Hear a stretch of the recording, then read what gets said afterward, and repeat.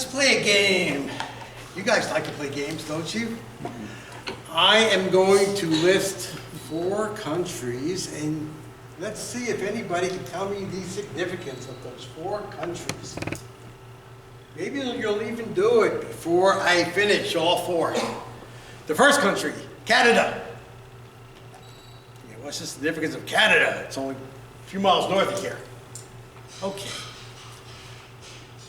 The second country, United Arab Emirates.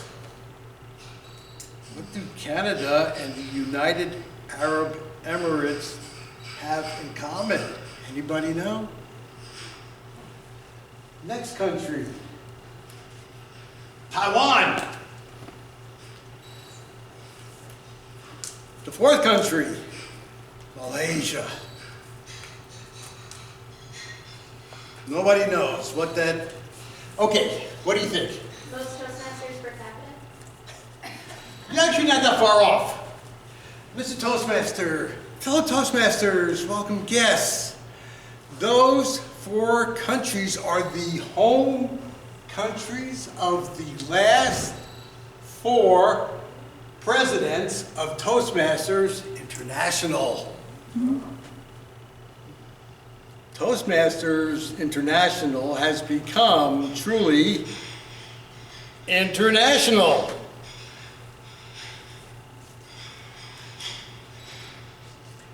If you go to the Toastmasters International website, I'm sure a lot of you recognize that picture right there. That is the first picture you will see. If you've never been, go there.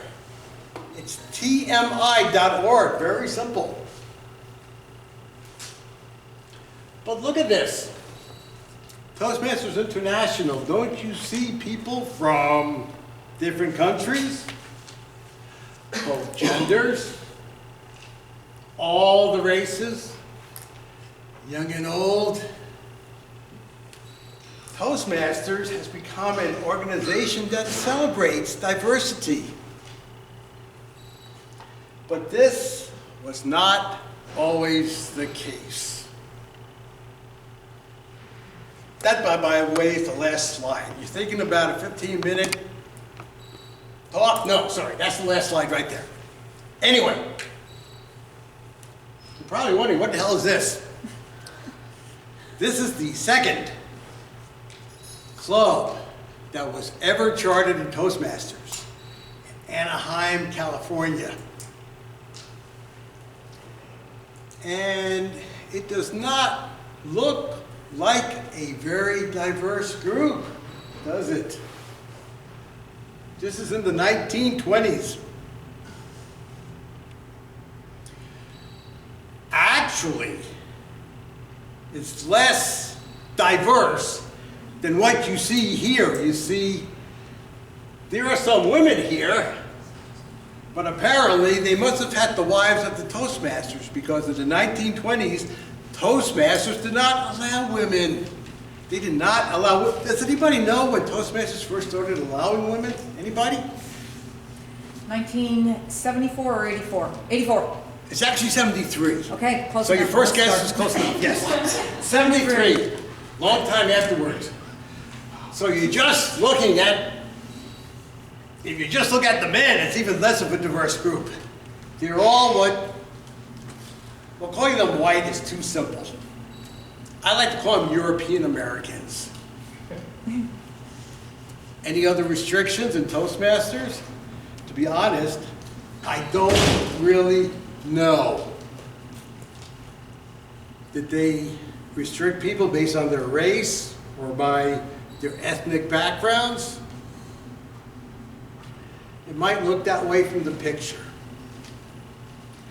My guess is that they had what I call subtle restrictions. Now, what do I mean by that? I guess the best example is when you look at Jackie Robinson, and I think most of you know that Jackie Robinson broke the color barrier. He was the first African American in Major League Baseball in modern Major League Baseball. During the times of Ty Cobb and Babe Ruth, there were no African Americans, and yet there never was a specific rule that said that African Americans could not play in the major leagues. It was just clear that they were not welcome.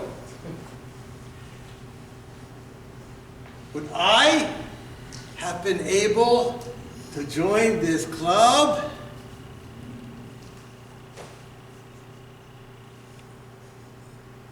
You don't think so. She doesn't think so, but some of you are saying, well, why not? Just because you have a shaved head, that's not going to keep you out of that club, is it? Well, some of you may or may not know, I'm the club's token Jew. And actually, way back in the 1920s, we were restricted from joining a lot of these secular organizations by subtle means. Fortunately now, Toastmasters International has become a very diverse organization. And that is actually on the international level. But what about if we go lower down? We go down to maybe the district or even the club level.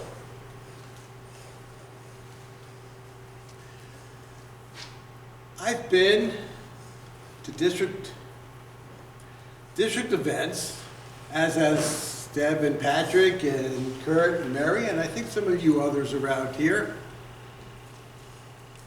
I have to say that the vast majority at those events, actually they're European Americans, maybe even more so than the whole population.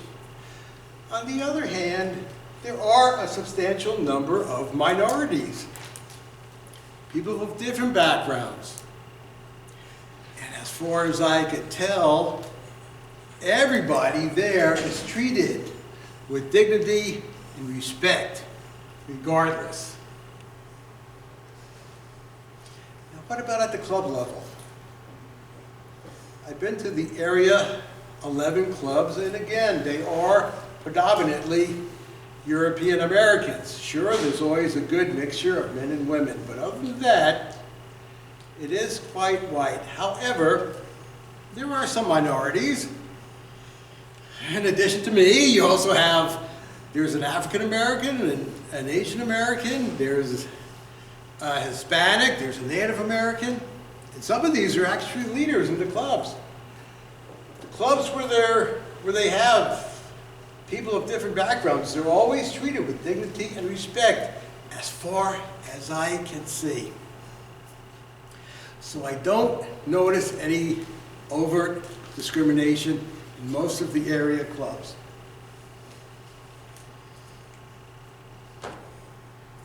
You may ask, why does it make a difference if we have a diverse organization? Let me know if you agree with this. One of the takeaways from Toastmasters is you get to learn from your fellow members. And I'm not talking about learning about communications and about leadership. I'm talking about learning about the members, their jobs, their hobbies, their interests, where they've traveled. When you have a diverse group, you have a bigger population from which to draw on.